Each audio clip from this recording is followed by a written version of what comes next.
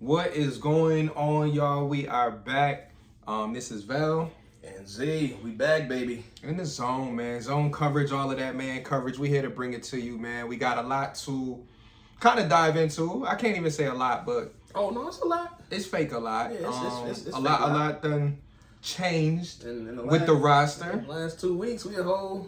Last 2 weeks, we took the week off last week. So for those who have been religiously tapping in, we appreciate you. Absolutely. But obviously we had to call it a bye week as we, allowed the NFL to do NFL things. Yeah, recoup, recover, get ready for the draft, and and we got a lot of stuff to cover. Not just the Bills, but the league, the landscape of the league done changed again. Right. AFC East got a little bit sexier, if that's the word. I think we'll talk about it, give, maybe some fake grades, but I think the Jets, I'll start off by saying that they surprised me.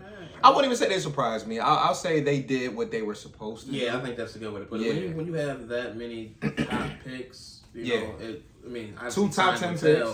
But and then they move back in the first round. They hit the positions they were supposed to hit. Right. So as long as those players they got their top notch corner, they got their top notch wide receiver, and then grab the top 10 prospect at his position. Well, honestly, I think Jermaine Johnson was like top 2 at his position. Yeah, and then swoop back and got the running back too. So what was the running back they got? Oh, Brees. Oh man, they top 4 picks. Listen, before we talk about our Bills, because it's always Bills Mafia.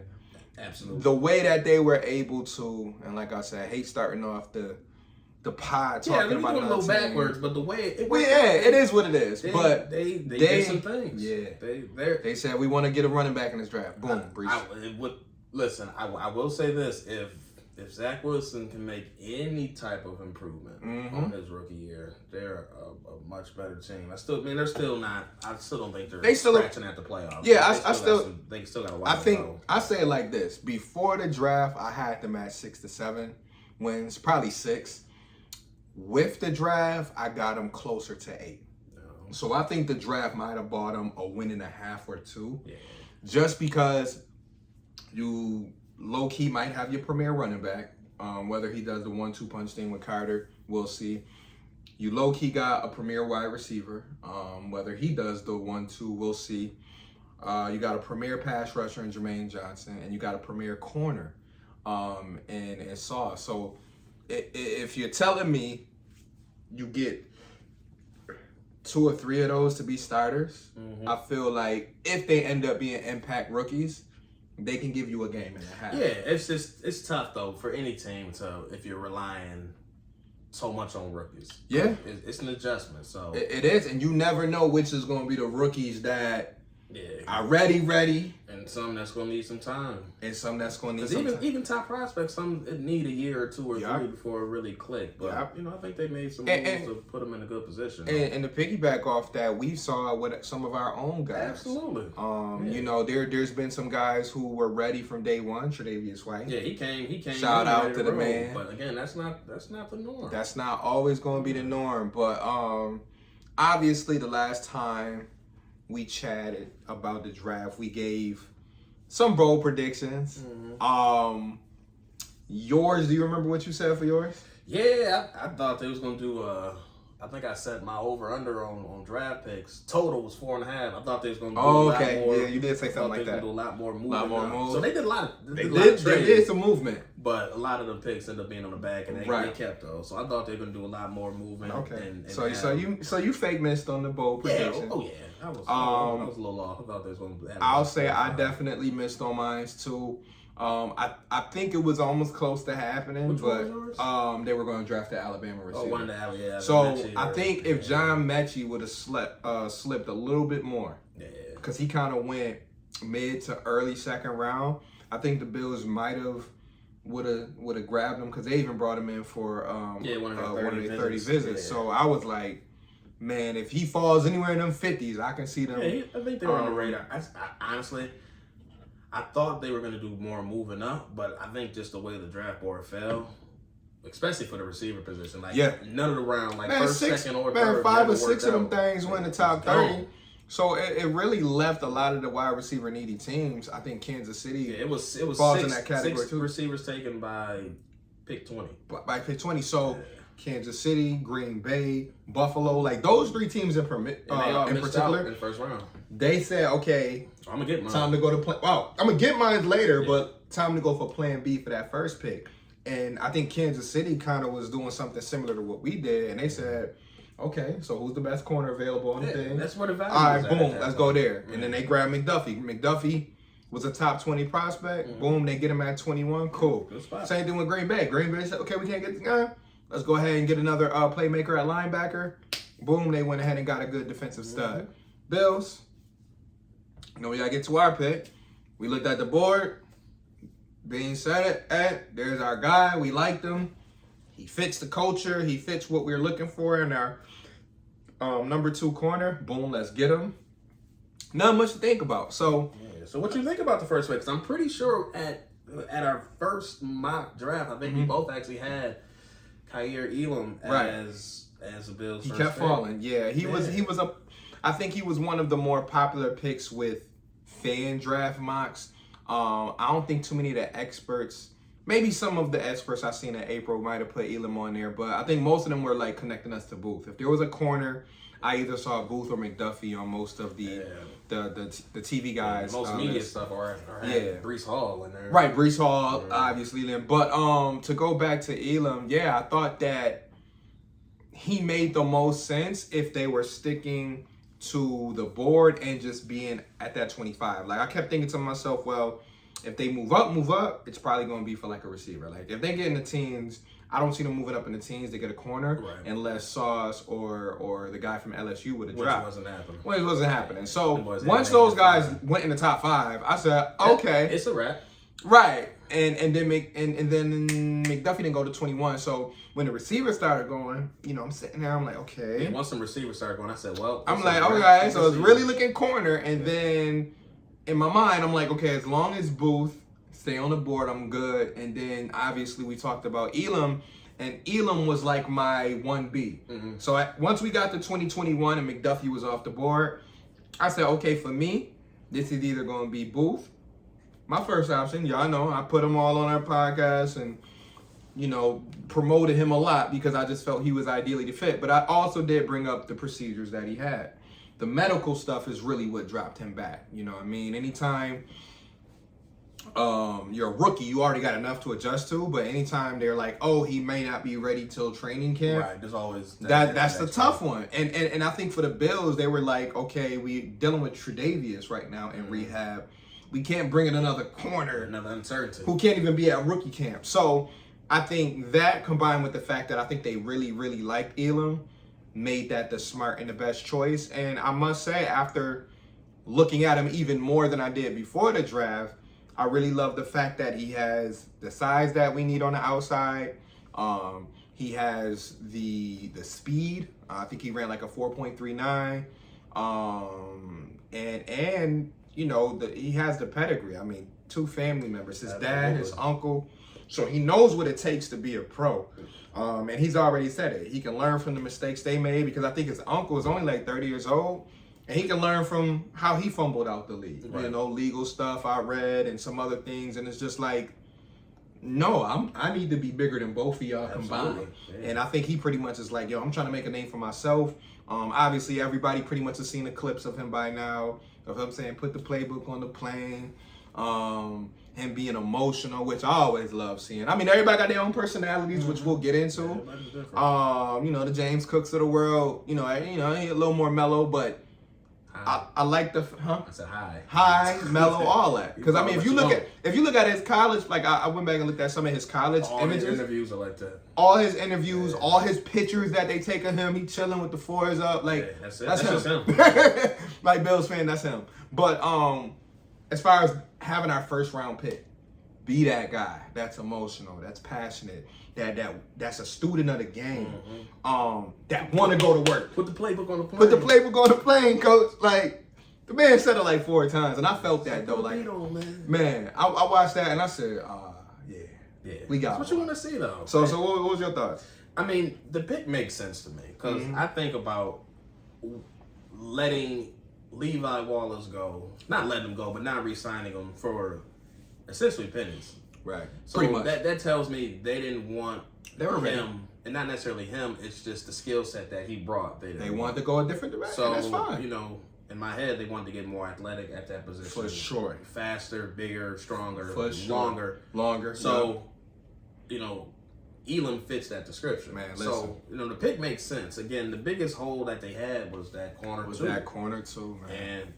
And they're, according to their board, they got the best corner that was available at that spot. You know, they gave up a little 4th round pick to move up a couple spots. And the good thing was they didn't have to get a guy who they had like a 2nd round. Yeah, I feel like they didn't really reach to get them. I mean, the value was there. That's where they had them slotted in. And they went and got someone that could fill that spot. And, you know, at the end of the day, I mean, the Bills and coaches will say one thing, you got to earn the spot and beat out Dane Jackson. But listen, this is your corner, too. They won. And I like the fact that he even had the confidence when he spoke to Josh Allen on the small clip I seen on FaceTime.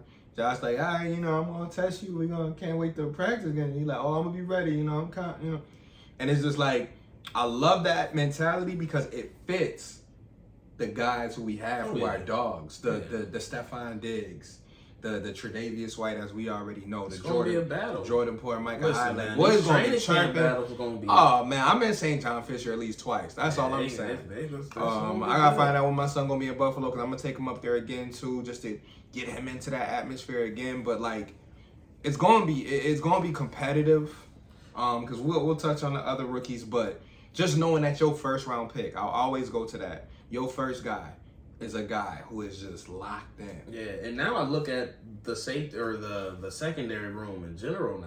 So I mean, you got Trey on one side, Elam on the other, and then Poyer and Hyde in the back end. You got Taryn in the slot. So I mean, you got Saran Neal whenever he's needed. You know, Dane Jackson got experience now. You made your secondary room that much stronger, and it wasn't weak to begin with. Right, and you added another corner on day 3. Yeah, so I mean, you have 6'2". You have the depth there that you didn't have before, and you have more top end talent. No disrespect to Levi, because there's no disrespect. He's done his thing, but because Levi was a student of the game too. Yeah, he just wasn't physically gifted. It's like this.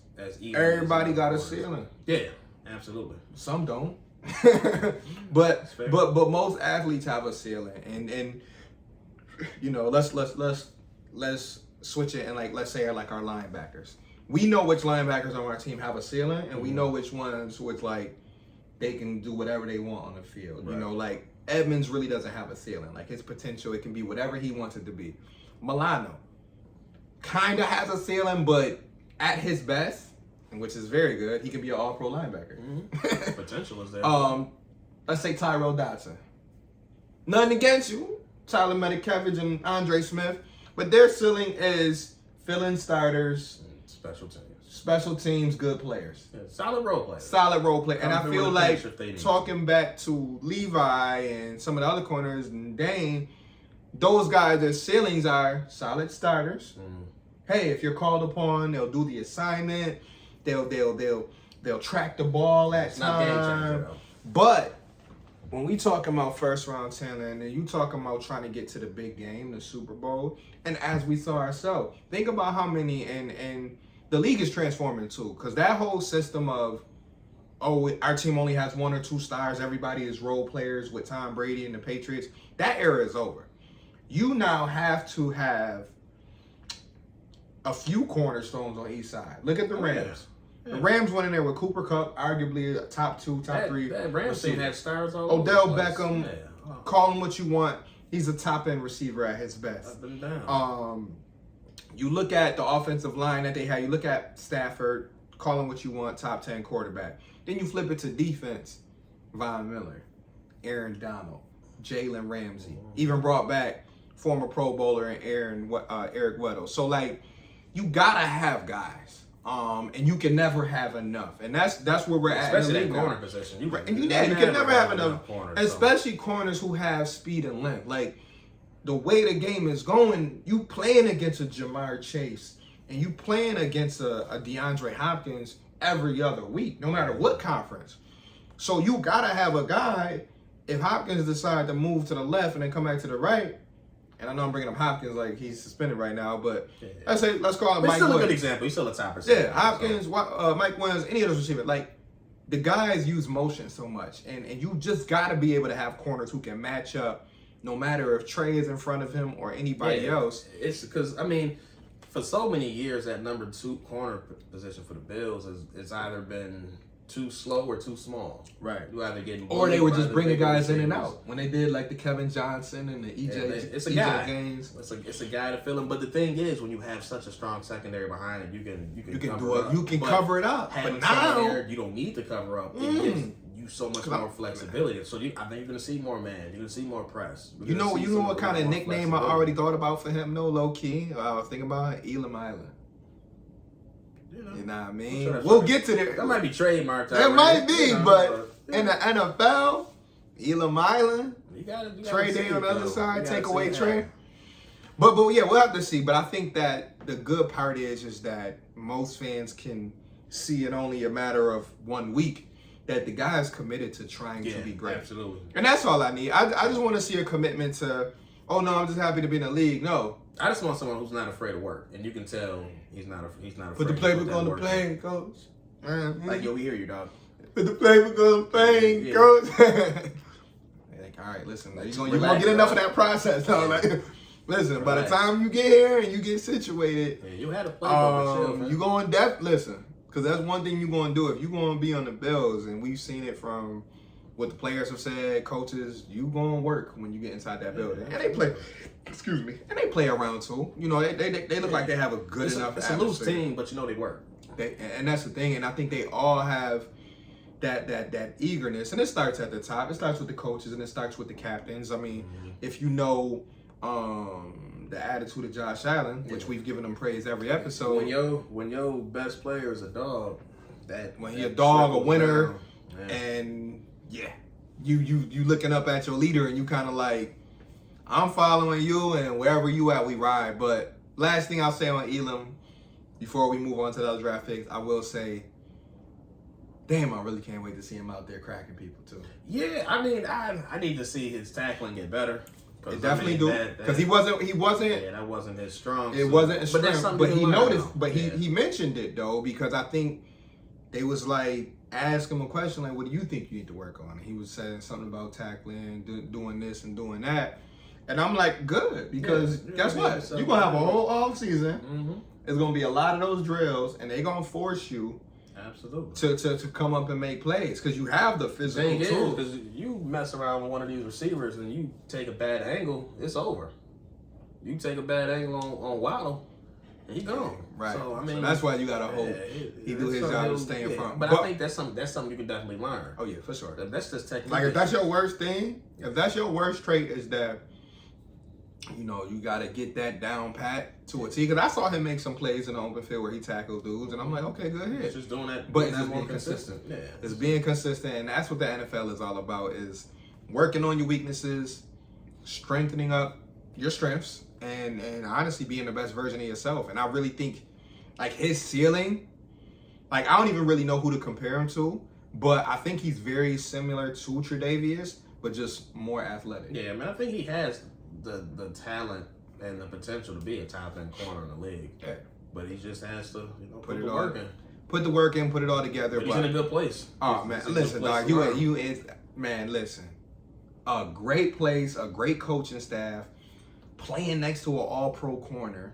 Playing against an all-pro receiver every day. All-pro receiver every day. And then even when you're not going against Diggs, you're going against Davis. You're going to get this work. And you're going against one of the best quarterbacks in the league every day. So right. And he going to touch you. Yeah. Every single day. Every day. And you know what? And the thing about Josh that I love, we giving him enough compliments, but he also probably going to give him some tips too. Absolutely. Yo, listen, when you see a guy do this, that mean he. Mm-hmm. And you're going to be able to learn from one of the best under Trey.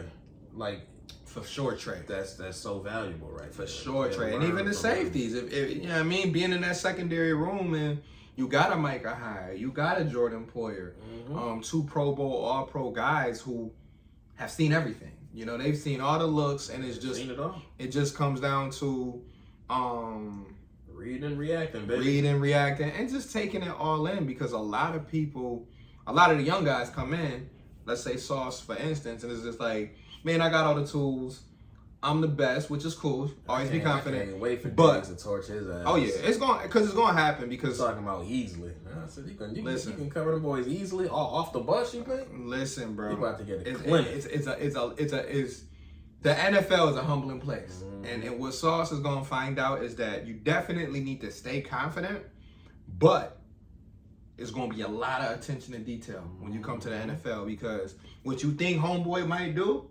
Just because you've been studying that. I got a counter move to that counter move, dog. And Diggs is one of the best route runners in the league. So the fact that he got to see Diggs twice a year, good luck. That's all I'm saying. Ask J.C. Jackson. Man, listen. Because J.C. was Mr. INT himself. And J.C. couldn't sometimes. Not sometimes. Every game. Ain't grabbing for air. Like, oh, nothing. So we're going to see, though. We're going to see. So, man, listen, after the first pick, we rolled on to the second round. And, we actually dropped back a couple times. Cook season. Oh, yeah. People was getting tired of that. Yeah, I don't mind it, though. I don't mind trading back and getting a couple picks, especially after trading away the fourth in the first round. So, recoup some of that. And, again, if the people you want ain't there. If the person you want ain't there. It's no point making a pick just to make a pick. If you can move back a little bit. So, right. And all that was telling me was that they weren't seeing their guy. And for me, I'm not like these other couch fans who just want to just scream and yell at the TV or just, get this guy, he's the best available. Yeah, because Justin says they're the best available. Yeah, just because the ESPN tracker is telling you that get such and such, that don't mean that's what's on Being Board. And they know what they need and they know what they want. Exactly. So the fact that they were able to do that and still get a talented running back, how you feel about Cook? I mean, outside of him looking high and being how you feel about the player? Yeah. So for me, I like him as a running back more than I like Breece Hall as a running back. Okay. And what's the biggest difference for you? It's the natural receiving ability that he has. Right. Because I feel that it fits the Bills' offense more. Right. So the fact that they was able to trade back essentially to the end of the second round and pick him up, I mean, I was very happy because, again, that they filled another need. So it's not necessarily a running back who needs 15, 20 carries. This is just another weapon for the offense. Another receiver, another back option, but not someone who needs to tote the rock 20 times, but just another weapon who can actually take it. And used to splitting carries. Yeah. That's what I like too. Like, he's not the type where, like you said, Breece Hall, where it's like, you feel like you got to feed him, right? Like, you get Breece Hall, you almost feel like you got to Jonathan Taylor, Derrick Henry, him, where you got to get the ball 20 times, which the Jets might do.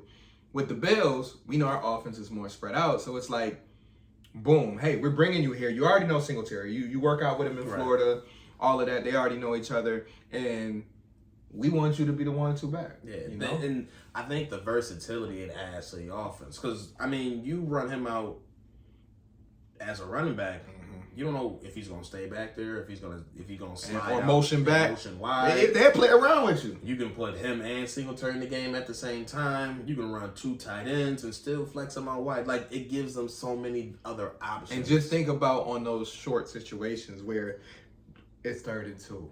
You know what I mean? You run him in motion, you still got Josh who can boot out on the other side, or you know what I mean? Run a read option for that. Like, or you do it fake boom boom boom, and it's just a toss to OJ Howard for 5 yards, and now he's going 5 to 40 yards. Yeah, it adds so much, a whole nother dimension.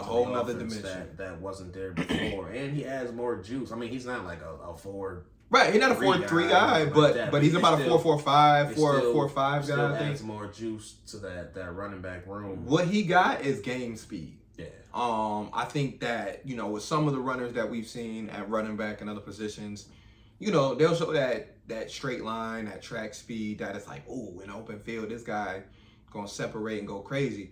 But the thing I like about Cook is that if you're not prepared for his quickness and speed, he's in the end zone. Yeah, he's got enough to take. He got enough, and that's what I mean. It's like, you watch some guys where it's like, all right, it's about to be a 20-yard run, that's it. Like, we watch Zach Moss and Devin Singletary, even though he did boot it the one time in that Miami game, and I think there was another game that I watched where he took it like 50 yards. But it was that Denver game. Right. Yeah. But that's hit or miss. That's like once a year. Right. Cook has the ability where he can make that same play about 5-6 times a year. And he has the vision and the footwork. And I know Singletary footwork is crazy too, but I watched some of his cuts in some of his games. They're different because Singletary is extremely elusive, but he's more of a jump cutter. Like a Barry Sanders type runner, but just without the breakaway speed. Yeah, and Cook is more of a put your foot in the turf. It's like, it's a foot in the turf, bing, and then it's good luck. It's like a crossover. Right. It's like a quick, and that's one way to look at it. You're looking at one guy who might hit you with 3 or 4 moves, you know, an in and out crossover spin. That's like a Devin Singletary. Yeah, it's different though, because Singletary is amazing contact balance, amazing break and tackle, good vision, because he's so low to the earth. Like he's just a different style of good toughness to him. So I think it's a good compliment. It is a good compliment because you, like you said before, that if they do put both in at the same time, you don't necessarily know exactly what they're going to do. No, not at all. Like, okay, are they putting 2 backs in because they're just going to hand it to Singletary, or are they putting 2 backs in because they're going to do a toss to Cook? Or is this all just play action and they're still going to Dawson Knox? or going to Gabe Davis? So, like, I feel like it opens them up at midfield. I feel like it opens them up in the red zone. Absolutely. And I still think there's a space for Zach Moss if he I still think so, too. Beat out Duke Johnson. Right, because Tywan Jones most likely not going nowhere because I don't see any of these guys playing special teams. So Tywan not going nowhere. No disrespect, Tywan. I hope he doesn't make the team. I hope I hope another corner or maybe a receiver. Maybe they just able to make Reggie Gilliam the running back / tight end special teamer. If there's another player who can fill that gunner role that Tywan does, again, he's great at what he does, but again, that is rather. Yeah, I'm trying to think who could really take that gunner role. Maybe one of these draft picks can maybe slide in there and do it. Maybe I would say maybe a sleeper candidate would be that corner from Villanova. Maybe, but we got to see if he got that speed on him. You got to see if he can do it because Tywan is not overly fast. He's just great at what he does. He's great at what he does, but he came in the league with speed. Because I remember when he was with the Raiders, he was like fast. And then he's not that young Tywan no more. Yeah, but I still think there's a space for Moss on this team if he can beat out Duke. But I mean, I think that's where the battle is between Moss and that's going to be a fun one because honestly, we don't know what they're telling Moss behind closed doors. Yeah, because again, what we still don't have is that bruiser. I need 1 yard. Yeah, we don't have an AJ Dillon on the team. We don't have a Derrick Henry, who can guarantee. And Moss is the closest. He's the closest to and he is still probably our best blocking running back. Probably by I can't say probably, far, but I'll have to watch some more. Last year he was definitely our best blocking running back. So, right. And Cook is going to have to learn how to do that. Right, but I actually seen some good tape of Cook actually in some of the big games coming away with good pass blocks that I was kind of surprised by because I didn't know if he was a willing pass blocker or not. But I saw some good clips of him and doing some good chop blocks and things like that. So I don't know. We'll see. I think it's going to be a good battle. Absolutely. So watch for the running backs. We know Cook is going to make the team. I'm pretty sure Singletary is going to make the team. So it's going to be a battle to see who takes that number 3 spot. And I honestly think it's going to be between Zach and Duke Johnson. Yeah. Because people forget Duke Johnson can still have a role just as a backup swing running back who you could use similar to Cook and Singletary, where you just get the ball in his hands and just let him pick up yards.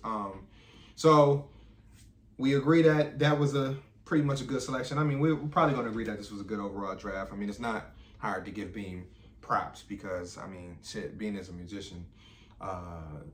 But after the Cook pick, 3rd round, we go ahead and get a linebacker. This time, this was a linebacker. I can personally say I did not know him before the draft process. But I love under the radar picks that I learn more about in the draft. It gives me a chance to. Yeah, so Terrell Bernard was their 3rd round pick, linebacker out of Baylor. And I was in the same boat. I didn't really follow linebackers too much. Didn't watch too much Baylor? I honestly, I knew a need was there. I didn't think it would be... I thought day 2 or day 3. Well, okay, I'll change that. I thought maybe day 3 for sure. Yeah. Day 2, I kind of was like maybe linebacker, but it was kind of dependent on who it was. But Yeah. So how did you feel about that overall after maybe looking into it? Yeah. So I was So I think it's curious the type of linebacker they decided to go with. Mm-hmm. You know, fast, rangy, smaller. Right. So I'm curious what they see his role, and I honestly I think we're just seeing. We're going to be seeing a slight shift, and we're going to see a lot more versatile defense. Yeah. So like I got a feeling we might see more 6'1", 224. We might see more three linebacker sets. It might be if in certain situations you pulling Taryn off and adding that third linebacker, and playing against New England, we have a third linebacker to be in there to. Especially in those, I think especially in those intermediate situations where it's 2nd and 5. Right. 2nd and 6, or you're down in the red zone and the other team is going 2 tight ends. Right. Yeah. You're like, you know what, Taryn, we'll take you out. We'll put somebody a little bit bigger. Yeah. You know, because I think Taryn may be 200 at best, but I think he's probably like 190. Yeah, he's probably like 190. 190. I'm gonna have to Google that. Yeah. I'm gonna guess 180, 182. But think about that though. You take in a guy who's about 35 pounds heavier than your nickel corner, who can still cover. You know, he can cover tight ends, he can cover running backs. Probably stay with receivers for a little. That's why I said it depends on the route. What they got for his weight? Yeah, I'm looking for it still. I say 5'11", but then 5'11", 192. Yeah, so I said about 190. So you got a guy about 30 pounds heavier, and I think in those situations where it's 2nd and short, 3rd and short, you're in the red zone, and you're you know, let's say you're playing a team like New England, where they got 2 running backs and 2 tight ends. Yeah, and I think that's where you really see the versatility. Or even the Jets. The Jets are still a physical team, so maybe you see them and they got Bryce Hall back there, and they got 2 of their tight ends and 2 wide receivers, and you're like, well, Taryn, in this situation, it's 3rd and goal. Let's take you out real quick. We're going to throw this guy in there. Yeah. 3 linebackers. And the way they were talking about him, they say he has versatility to go inside or outside. Right. So, I mean, he'd be an undersized Mike linebacker, but right. I mean, not saying he is Darius Leonard. I'm not saying that by any stretch. No. But Darius Leonard is also a undersized middle linebacker who is obviously well. But Darius Leonard, though, ain't he like 6'5", 6'4"? I don't think he's that big. Okay.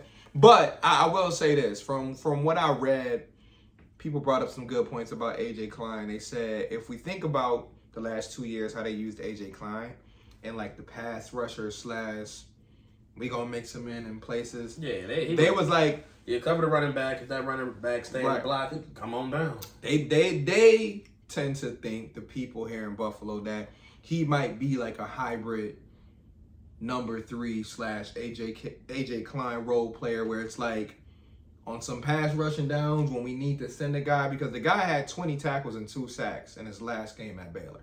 It was a bowl game, and he was the bowl game MVP. I think it was the Sugar Bowl. Tackles or something. Yeah, something crazy, and 2 sacks. So the guy can rush the passer when needed. He can tackle, which is important.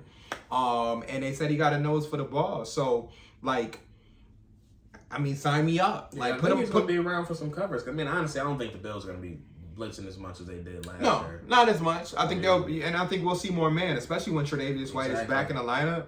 You're definitely probably going to see more man. Maybe not right away, to maybe give Trey some time. You know, I don't think they want to just Trey. All right, man up. Expect to see a little more man for sure, and you know, I think we'll see a little bit more 3 linebacker sets. 3 linebackers. Because again, this gives them just another athletic, fast body at the position. It's like Saran Neal, but a little bit bigger, because I think Saran might be like 215. Yeah, Saran got some. He got some size, but now it's like, okay, we'll give you Saran Neal, but a little bit younger, and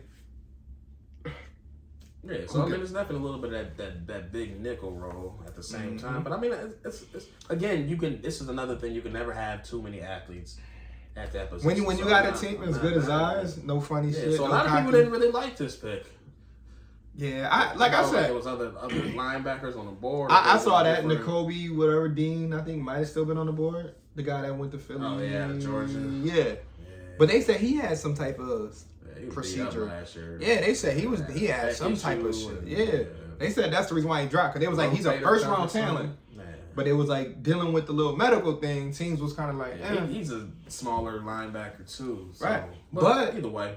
Dog. And we got to say this too. The league is changing. Yeah. You know, linebackers are getting smaller.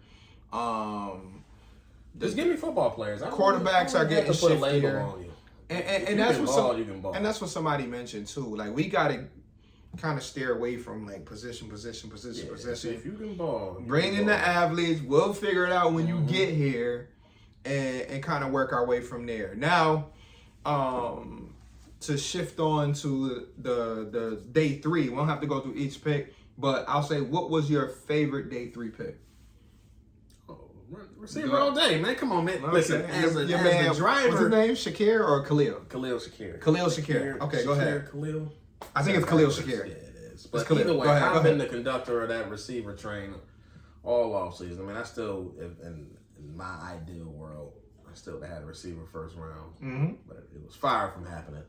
So I was excited to get this type of receiver. Right. So someone who has a little bit of height to him, but has the versatility to do some inside stuff, some outside stuff, has enough speed to be able to stretch the field vertically. I mean, he's not a burner. Right. But again, he has enough speed, enough juice to get out and go.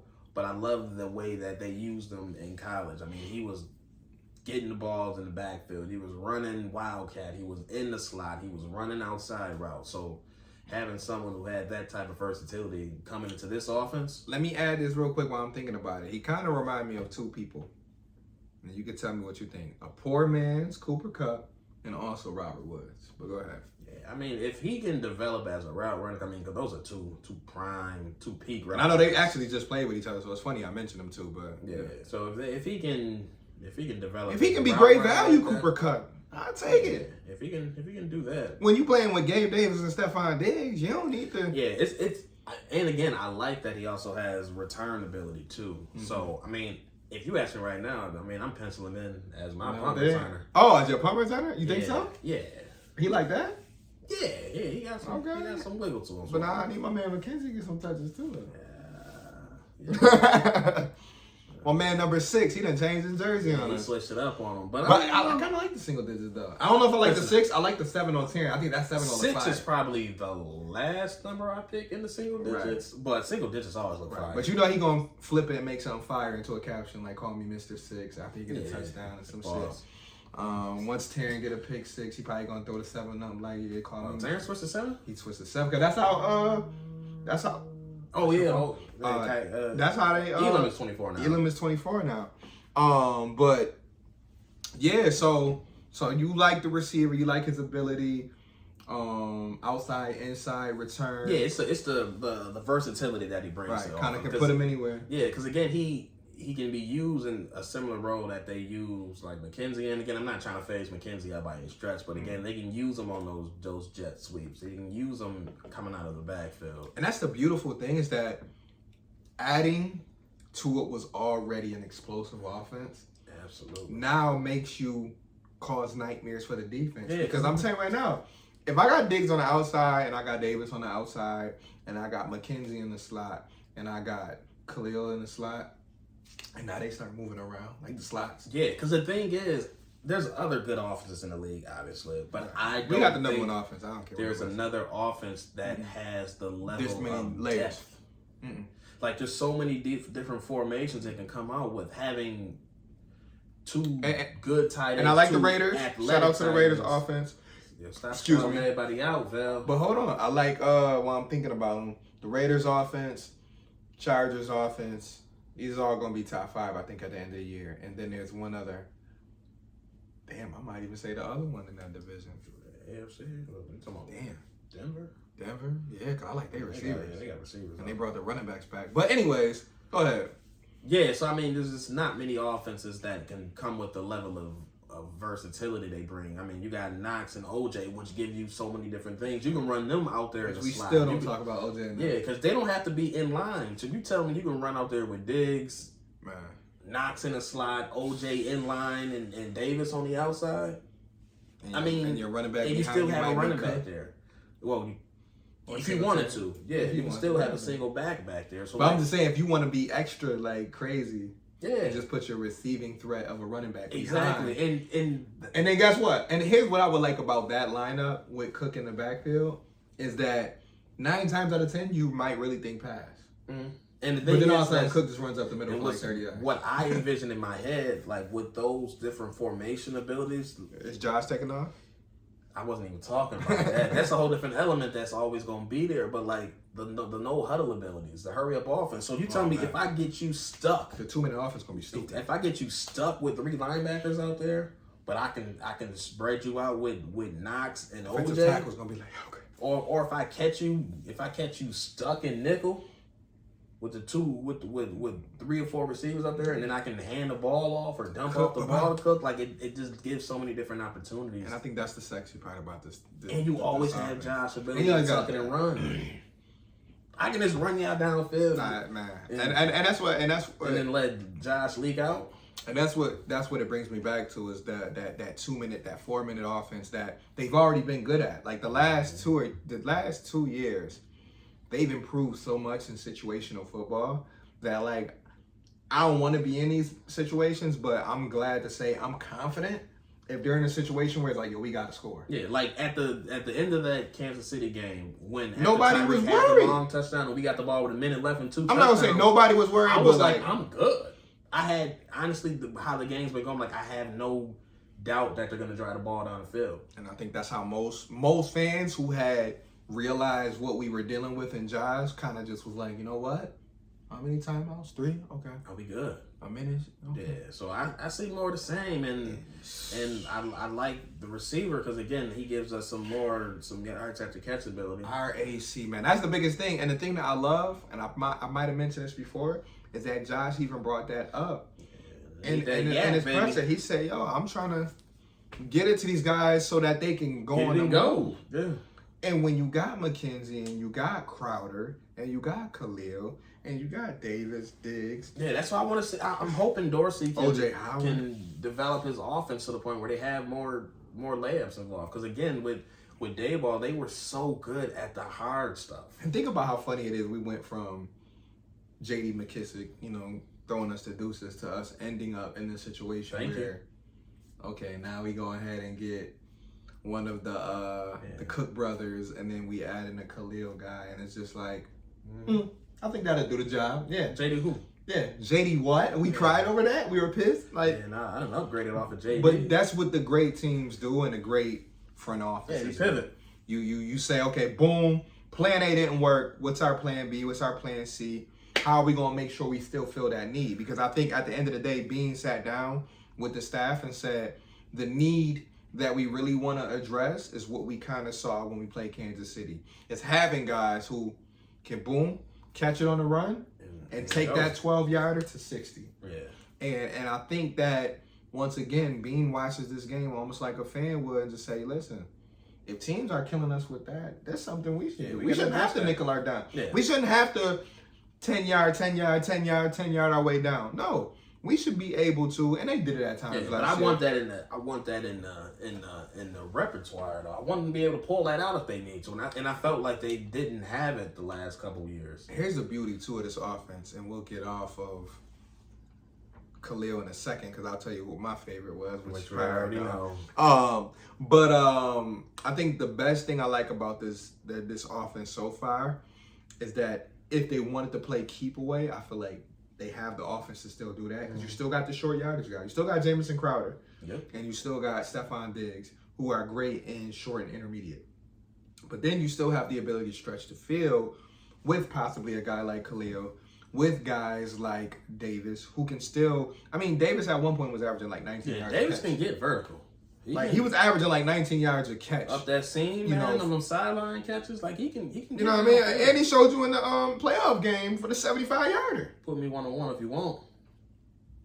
I mean, when Josh threw it over the safety head and Davis just caught it in stride, Put like me 1-on-1 if you want. Listen, Davis. we don't talk about Gabe and OJ enough, but hopefully before the season starts, you'll get tired of hearing them because we'll talk about them. But Gabe and OJ is the sleepers on this offense because I feel like everybody else is going to be talking about the rookies, Diggs, and we already know about Diggs, but There's going to be a lot of concentration on the rookies and other pieces. But Gabe and OJ. Yeah, I hear you on that, but I can't get off of Diggs. I think he's gonna have another. Oh yeah, another explosive year. I expect honestly like 12. I expect this to be his best year again. I expect him to eclipse what he did his first year. Well, I don't think. This is just my take. I don't think he's gonna be able to touch the catch point like 127. I think he did, but I think the touchdowns. Yeah, I think he's gonna have. Because you can't focus. Impact. All that what like Kansas City did when they tried to bracket him, you will not be able to do that with Diggs this year. I mean, if you want to do that, have fun, knock yourself out. One-on-ones everywhere. There's gonna be a lot of OJ touchdowns, a lot of Dawson touchdowns, a lot of Cook touchdowns, a lot of Khalil touchdowns, Crowder touchdowns, name it. But you will no longer be able to play the Bills and just bracket Diggs. Yeah, Kansas City found out the hard way. I mean, they still came out with the win. They came out with the win, but they 13 seconds. Yeah, they needed every bit of that 13 seconds. That's a losing battle all day. Yeah, so I hope teams are recognizing, and I'm sure they are. This ain't no one-dimensional Bills team no more. This ain't the Stephon Diggs and Josh Allen show. And with the improved offensive line, I think the run game. The run game is going to definitely be better. The shoulders better. Mm-hmm. And listen, when players get challenged, they step up. I mean, Singletary, they just drafted a second-round running back. Moss too, and that's why I'm curious to see how Moss is going to react. Hey, Moss, you still want to be on the team, or do you want to help for your football life now? This is year 3. By year 3, some niggas is already packing groceries. It's time to show up. Singletary, this is your contract year, and this is his contract year. If you're not playing for the Bills, you playing for somebody else, right? Somebody watching. And I think the good thing for Singletary is, though, I'll give him his credit, is that he has worked on his game each year. He's done it. I mean, he's good. I mean, he always has. I can see him, even if we can't re-sign him for whatever reason. I can't see him making money somewhere else. It's just that the running back market, unfortunately, is so trash because they don't really pay running backs no more. Yeah, but I mean, he's always averaging 5 yards a carry. 5 yards a carry up there. I mean, when he actually gets into a rhythm, he's a very solid running back. Like he did in the last part of the year. He was one of our top 3 or 4 weapons. And yeah, we wouldn't have made that playoff run without him. But I'll switch it over to my favorite day 3 pick, and that was the punt god himself, Mr. Matt. I want to say his last name right, Ariza or Ariza. I'm gonna just call him the punt god, but call him Ariza just because of Trevor. Just because it's Trevor, he's stupid. But nah, man, I'm glad we were able to get the punter out of San Diego State. Found out he was actually born in San Diego, California. But yeah, I thought that was the ultimate. Once again, we pretty much have most of our pieces. Mm-hmm. Let's go ahead and dip into this pool. Yeah, you can splurge on the punter. Yeah, let's dip into this pool and let's add competition to, once again, another weak spot. I mean, you look at the Bills roster before the draft. He said corner. We mentioned wide receiver who can add to run after the catch. We talked about possibly linebacker and other things, but offensive line, which they addressed. But that punting situation was a little something, especially after that Jets game. That left a lot of fans like, I don't know, we can do this whole hack thing again. So you bring in the punt guy. Being where we're from here, where the weather can get all types of different, I think it's good to have a guy with a strong leg. And learn how to punt that wind. Right. And that's going to be the challenge for him. They also said he got to work on being able to hold the ball for the kicker and things like that. But honestly, man, a pro is a pro. And if you're all about staying in the league and trying to make the team, you're going to figure it out. I bet you that motherfucker can fill it out. And your man punting 80 yards. Listen. Yo, that's we talking about flipping. Like the man had a punt highlight reel. Yeah, like reels on YouTube. Like you put in his name, you might find like 4 or 5 mixtapes. Listen, I've never watched a punt mixtape before. When you hear flipping the field, you think of somebody punting the ball from the 15 and getting it to the other 35. This man can punt from the 15 to the other end zone. To the end zone and land at the 2. Like that, it's a weapon. It's giving me Brian Moorman with swag. He got a way bigger leg than Moorman. Moorman had the cannon, but he ain't. Yeah, Moorman had some all-pro years, but like this guy is giving me that. Plus, he a little stocky. Like I looked at his size, 6'2", 200. He played defense in high school. Yeah, they played a little quarterback, and he not afraid to hit. So it's like, yeah, you better chill with that. He better, but what he's giving me is that he's a football player. Yeah, but what I do like about that punter pick is that he's actually not good at getting the ball inside the 20. Like if I'm punting from the 40, Mm-hmm. and if I just need to drop it down at the 5, like that's not his gonna be strong tough. suit, Right. which is fine for me because I don't want the Bills punting in that position anyway. So the fact that he's not amazing at that coffin corner or any of that cool. stuff, Right. I'm cool. Because with we it. don't need McDermott thinking too many times. Like, Exactly. you know what? I need you to still be, if we at the 50-yard line and it's 4th and 3, I still want you to go for that. I don't want you dropping that punt. With this offense, I think we have grown now to the point where we can be cocky like this. But with this offense, there's no need for us inside the 50 to punt at 4th and 5 or lower. Yeah. Anything for them. Now, if you give me 4th and 7 at the 48 or something like that, Yeah, no, I'm 50-50. Yeah, you can punt it. And I'm kind of 50-50 still. If it's 4th and 3 at the 44, no brainer. But I just need a Razor or Reza or Matt. We supposed to call him Matty. We're just gonna need Matt. You know, one of them times, because it will happen where the offense just go 3 and out. Mm-hmm. It's Off at the 25, just go out and drop a 60-yard. Boom, just cause. But what we will have to see, though, is if you're going to be dropping them 60, 70-yarders, you got to make sure the hang time right. Yeah, I'll be watching the training camp. That's going to be one of my things. And like I said, these returners are so good. You give them that ball too fast with all that space. Hang that John. You know. Hang that John. Let my man Dodson get down there. Let Metakevich get down there and all them other boys. Jaquan and Saran.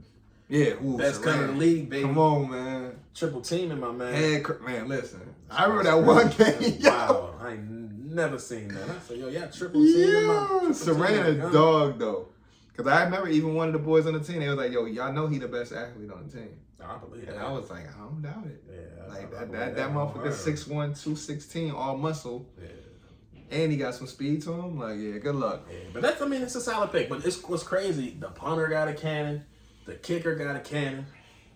They got whole all-star looking squad that you can just pull up to any part. Yeah. Like, what y'all trying to do? What y'all trying to compete at? No, dog. I think they have now 4 offensive linemen that's 6'7" or taller.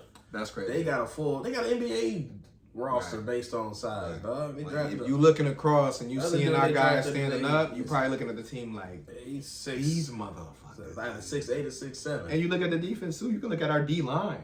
Yeah. With Greg Rousseau standing there. Spencer Brown 6'7". Dude, they drafted this year 6'7". 6'8". 6'8". 6'8", they said. Yeah. A lot of size on this team, but you know what? Once again, I appreciate Bean saying, I want to shape this roster how I want to shape it. And he's always said, I want guys with some size. The traits, man. They drive for the traits. Yeah. You can learn the rest, but if you have this God-given physical ability, we can get the rest.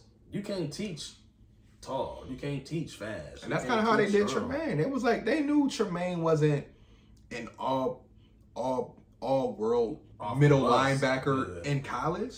They just looked at his traits in college and said, we can do something with that. Mm-hmm. And they're still working with it. Like, I'm still of that part of the fan base where I'm still looking at him like a piece of clay. And I'm still like, he can still have an all-pro season. He's going to have his best season this year. And it's not just because this is the first time he had legit D-line in front of him, especially from the D-tackle position. I mean, Ed Oliver has been doing his thing. But next to Ed, it's not been amazing. So you actually have people who will actually be taking on blockers, and I can actually be clean. They won't be able to really focus on 49. No, it'll be more like, where's 40? Where's Vaughn? Okay, Vaughn's over here. Greg Rousseau, right? Because let me tell you something. Way Steve Tasker talked about seeing Groot the other day, he like, this dude is all muscle. He like, this dude gained maybe 15 more pounds of muscle. That's scary. And if you think about that from a 6'7" dude, good luck. And I mean, he only like 20. 20 years old. Growing. And guess what? He not next to Von Miller. He on the opposite side. So now, if you're a quarterback, and I'm looking, okay, Von right there, okay, see him. I look over here and I see this big. I'm getting rid of this damn ball. Man, I'm getting rid of this ball. And guess what? Up the middle, I got some dogs. I got my man Ed Oliver. And then right behind Ed Oliver, my man Evans is standing up like this. Right. Throw it this way if you want. Yeah, come on. Come in.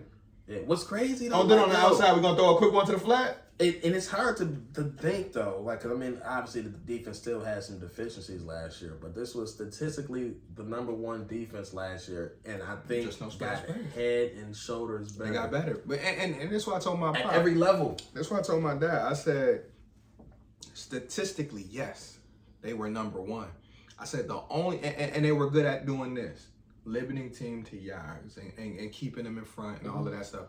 I said the reason why we feel so much better about this defense is because they added playmakers who could change momentum in the game. So now we will have fourth quarter interceptions, fourth quarter strip sacks and things like we didn't have that. And they had the finishers up front. Yeah, so now that you mix that in with an already great defense, it's gonna look like a splashy Baltimore. Like I said before, the amount of energy they just added to that D line, this free agency, the energy, right? The Shaq, the Jordan Phillips, the Von Millers, Tim Settles, like the Tim Settles, the Daquan Jones in the middle. That's a lot to handle. People don't even realize how much they about to love Settle.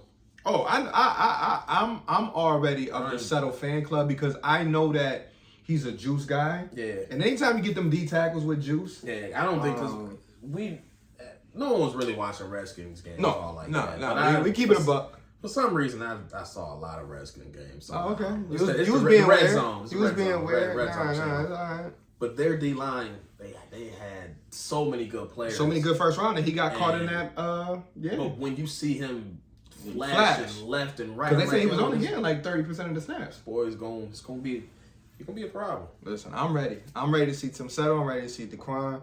Ready to see Jordan Phillips back. Them boys gonna be amped. You know, Shaq and Phillips gonna be amped. And you mix that in with the young guys who are going to be motivated to prove they should be a part of that rotation because you best believe Boogie and Epinesa like, hey, don't forget about me. Yeah. So it's gonna be a fight for that. And it is. I expect it for all 5 of them to make it, but I won't be surprised if one ends up being left out. But yeah, I think they all gonna make the team. It's just one. Who's gonna be the top 4? Somebody gonna be inactive every now and again. Every now and again, mate. But we gotta also remember though, a couple of them guys offer flexibility to go inside.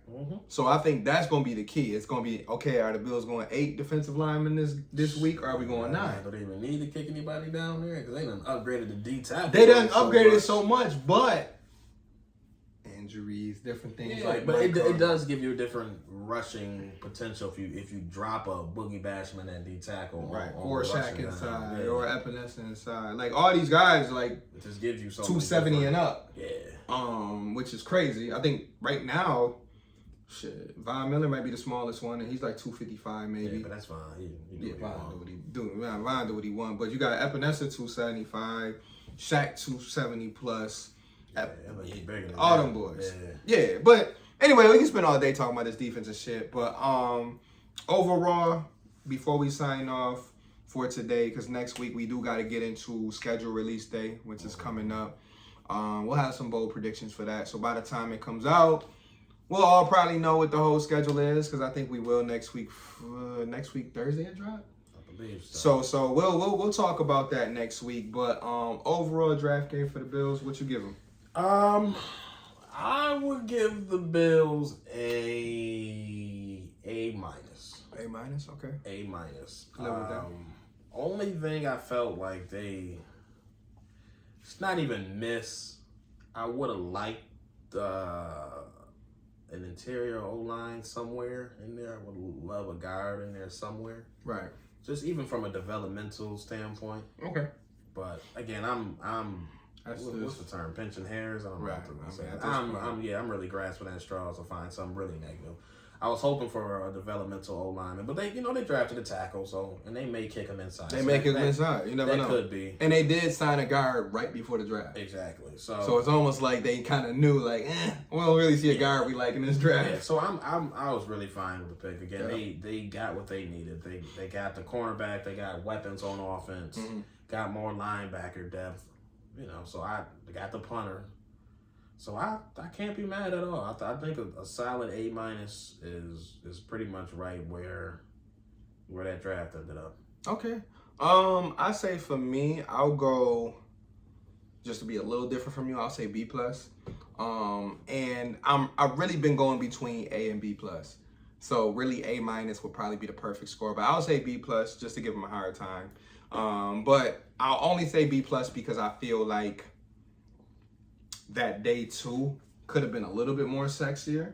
As far as the picks, like I love James Cook, but the fact that you had to trade back twice, like if you loved the James Cook pick, if that was their guy, I feel like they just would have stayed at where they were at and just picked him up. But the fact that they moved back, got them some extra picks, of course. I think that's a bonus in my head. They moved back a couple spots to get them whatever, and then the linebacker wasn't really one of the linebackers I saw that jumped off the board, so that's to be determined. And then kind of like what you said about the guard thing. Didn't really get a guard where maybe I thought, or an offensive lineman where I thought. But the tackle, 6'8", we'll see what he can turn into.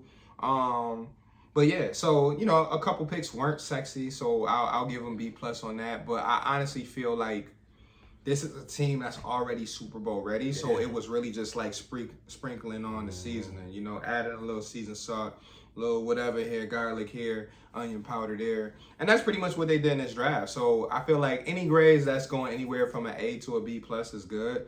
I would definitely not say A plus, and I'm not saying that has no shot, but I'm just like, that means you really feel like they hit on every single pick. And I honestly don't know if we'll know that for another 4 or 5 years. But I'm excited. I know you are for rookie camp. We got the June camp coming up. And shit, after that, they get the pads on. They get the blowing the whistles. They get the knocking, you know what I mean, knocking around. It's just almost that time. We get them highlights again. Before we sign off, I just want to get your opinion real quick. We're going to keep it real short, less than 2 minutes. I just want to get your thought on those 2 receivers trades that took place during the draft, the Hollywood Brown and the AJ Brown. Well, I think that it works out for us with the whole Baltimore thing, because it's like that makes Baltimore less explosive. Baltimore... The boys about to be running the wishbone on us. Baltimore lost some speed, and they lost some of their... Obviously, their playmaking. Every single one of their receivers. I mean, Baltimore, like I said. And drafted 2 more tight ends. Yeah. They about to be running 3 tight end sets. Listen, y'all in the AFC, y'all see what the rest of the AFC doing, and y'all decide to do that. But whatever. As far as the other one, again, it involved another contender in the AFC. So, in my opinion, it's no longer a contender. Oh, no. I got the Colts winning that. I had the Colts slightly ahead of them before the draft, just because I'm like, Matt Ryan brings them that veteran presence to an already good offense with Jonathan Taylor and a very good defense. So, and well coached. So, Colts, yes. Then pencil them in, put them in pen, whatever you want to do. Tennessee, Ryan Tannehill, as y'all can probably see, confidence is already shaking. They done took Malik Willis. Yeah. That man is like, I ain't tutoring a motherfucking thing. Which in my head is the right answer. I'm not here to tutor nobody. But we all know. He nervous as hell. What you supposed to say out loud, though? Oh, you know, like you got to come up with a way, and he been in the league long enough. You got to come up with a way to BS that answer better. Yeah. That's all that come down to. Yeah, but again, they don't have, because you signed Robert Woods, which is all well and good, but Bobby ain't. He missed the whole year. Bobby coming off a torn ACL. But that's what I'm saying. You cannot put that pressure on Bobby. And he's really not a number 1. He's not right. He's a great number 2 / whatever you want to call him. A great 2 option, but he's not a number 1 day in and day out receiver. And that's too much pressure on him. And AJ Brown is a bona fide top 10 receiver. And you traded that man. He's 2022 Eric Moore. Draft a receiver that you hope can be AJ Brown. And that's the issue. You draft a guy hoping he has a similar body type, similar skill set, and you hope he can be with y'all playing with fire. But guess what? They done found themselves out the playoffs now. Hey, if y'all want to play in the year that Russell Wilson entered the AFC, from the 1 seed to out the playoffs. Because now team's gonna pile up. Oh, you thought they were piling up before on Derrick Henry? Oh no, it's gonna be 10 guys in the box. 11 in the box, baby. Cover 0 all day. 0. And we play Tennessee this year, so that's gonna be fun. I'm actually looking forward to that game now more. We don't beat the fuck out of Tennessee. They and are I can't so wait. overdue. And I can't wait because them Titan fans got annoying too. Flukiest way, right? Too, and they beat us on Monday night, so we gotta get them back and just humiliate them. I think we actually play them home too.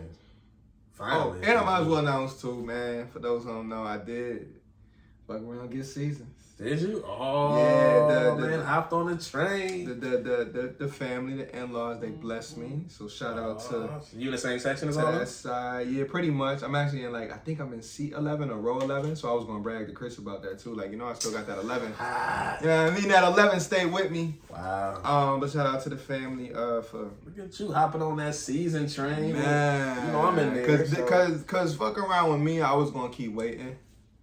But on draft day, they hit me with that little slight announcement, yeah, we locked in an extra seat, blah, blah, blah. I'm like, oh. An extra seat for who? Oh. For your boy? Oh. Oh, shit. But, yeah, so home games, it won't have to be no seasonal thing for me. It's just, I'm there, all right? So, AKA you get Sauceville all season. Anyways, though, but... But that's enough for that though. Like I said, we'll dive into some things more because with the draft just happening just less than a week ago, I knew we were going to be able to spend a good amount of time on that. But we got a lot coming up again. Rookie mini camp, OTAs coming back, so we got plenty of time. Schedule release, and then after the schedule release, be able to break down our best matchups that we love and looking forward to. Well, we now 2 months away from training camp, so I mean, that'll be time is flying. So we gonna be yapping it up and bringing in people as well, because I got a couple people hit me up, which I also got to talk to you about. Somebody even hit us up in the DMs. And I'm telling this live on air that we got to work out a specific date for to join their show. But yeah, it's all love. So I appreciate the listeners, the people who have been liking, subscribing. Even had a YouTube person in the comments one day hit us up. Shout out from another country, though. From another country. I said, come on with it. I said, okay. Okay. Say, come on with the international woo.